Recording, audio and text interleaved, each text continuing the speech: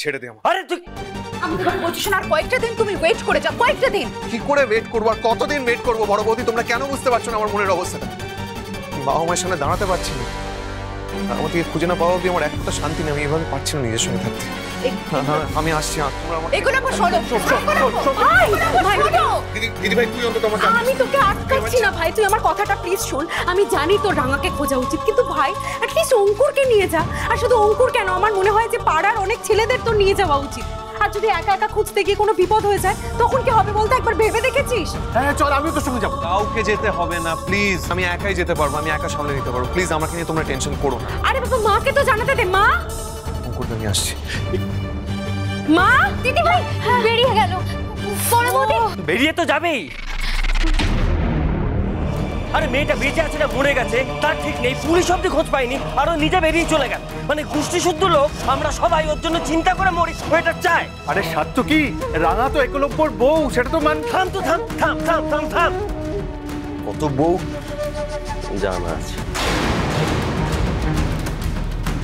তুই এগুলো বুঝে এইভাবে বেরিয়ে যাবে, এটা তোমাদের হিসেবের মধ্যে ছিল না, তাই না?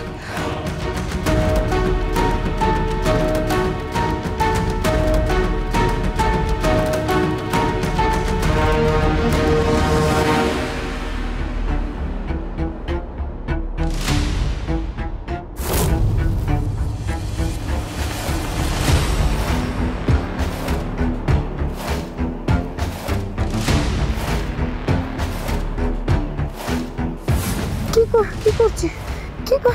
কি করছিস? আমি কোথায়? আমি কি করছিস?